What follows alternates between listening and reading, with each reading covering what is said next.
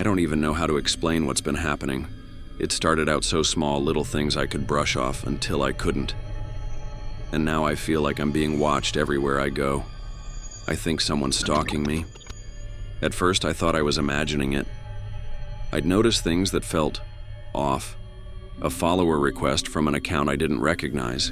A text message that didn't make sense. I brushed it off because, honestly, what else was I supposed to do? But now it's clear. Whoever this is, they've been planning this for a long time. The first real sign was a text I got while I was out with friends. Last weekend, we went to this bar downtown. Just me and my two closest friends, Sarah and Jess.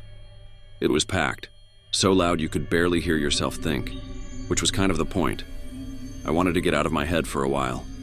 Sarah, of course, was on one of her true crime kicks, teasing me about Ryan, my boyfriend.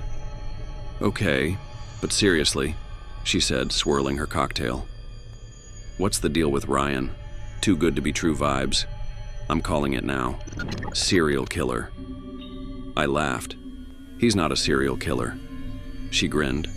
Says every girl in a Netflix doc before she ends up in a ditch. God, Sarah, Jess groaned, rolling her eyes. Not everything's a crime show. I'm just saying, if he's that perfect, something's gotta give. I rolled my eyes and tried to laugh it off, but when I said, there's no catch, he's just nice. After Ethan, I needed nice. The mood at the table shifted. Even now, I wish I hadn't said his name. Ethan is my ex. We broke up 6 months ago and it was bad, like restraining order bad. He was controlling, obsessive, and toward the end, I started to think he might snap. I blocked him on everything, changed my number, even moved apartments. As far as I knew, he was gone. Until the text. Ryan texted me around 9 saying he was on his way to meet us. A minute later, I got another notification. It wasn't from Ryan. Unknown number. That dress looks nice on you tonight. I froze. My stomach flipped as I stared at the message. I tried to tell myself it was a coincidence, some kind of prank, but the way my chest tightened told me I didn't believe that. What's wrong? Sarah asked. Nothing, I lied, locking my phone and sliding it into my bag. Just a spam text. I forced a smile, tried to laugh at their jokes, but I couldn't shake the feeling. It followed me all night, the sense of being watched. Ryan showed up a little while later. He kissed my cheek and slipped his arm around me like he always does, steady and reassuring. For a second, I let myself relax. But then my phone buzzed again.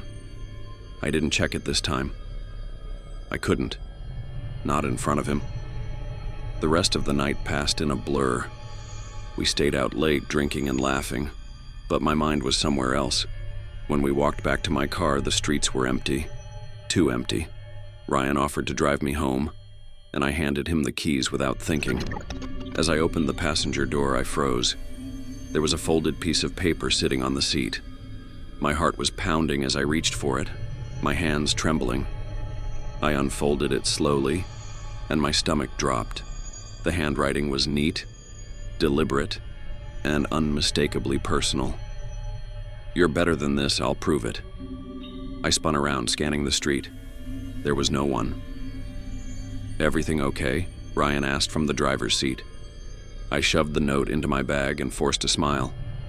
Yeah, fine, let's just go. But it wasn't fine. When I got home, I stayed up half the night staring at that note. I told myself it was a prank, some random creep. But the handwriting, it was his. I know it was. And then my phone buzzed again. Unknown number. Sweet dreams, Mia. I didn't sleep that night. I kept hearing noises, footsteps outside my window. I told myself I was imagining it, but deep down I knew. He's watching me. I've always been a man of routine. Every morning I brew a pot of coffee, walk the creaky floors of my old farmhouse, and sit by the window overlooking the woods. The house has been too quiet since Alice passed. She was the love of my life, and now it's just me here rattling around in these empty rooms. Lately, though, things haven't felt right. This morning, as I sat by the window with my coffee, Something about the woods unsettled me. The trees looked different. Too close. Their gnarled branches reaching out like skeletal hands. And I saw movement out there. Shadows slipping between the trunks. I told myself it was just wildlife. Maybe deer or foxes. But the shapes were too tall. Too human. I shook it off. I've been lonely after all. Maybe my mind is playing tricks on me. The noises started about a week ago. At night, when the house should have been still, I heard footsteps upstairs. They were soft but deliberate, pacing back and forth. I didn't panic. The house is old and old houses make noise. But when I finally went upstairs to check, I found something I couldn't explain. The door to the guest room was open. I always keep it locked. I stepped inside and froze. The room looked just as I remembered it. The bed neatly made, the rocking chair in the corner, Alice's old books stacked on the nightstand. But something about the air felt wrong, heavy, like the room itself was holding its breath. I backed out, shut the door, and locked it again. The sounds didn't stop. They only got worse. Footsteps turned into heavy thuds. The whispers started next, low and guttural, coming from the walls. And then the objects began appearing. I found Alice's favorite scarf draped over the chair in the living room. A photograph of our wedding, its glass cracked, lying on the kitchen counter. I don't remember moving these things, but who else could have? I called my son David to tell him what was happening. He listened, but I could hear the patience in his voice, the way he was humoring me. "You're just lonely, Dad," he said. "Maybe it's time to move closer to us. This is my home. I'm not leaving." Last night, I woke up to the sound of the guest room door slamming shut. My heart thundered in my chest as I grabbed the flashlight from my bedside table and crept upstairs. The door was wide open. Inside, the rocking chair was moving on its own, its wood creaking under an invisible weight. Alice's books were scattered across the floor, their pages torn and fluttering as if caught in a breeze. And then I saw her. Alice. She stood in the corner, her back to me, utterly still. Her silver hair hung in stringy clumps. "Alice?" I whispered, my voice shaking. She turned slowly, and I wished she hadn't.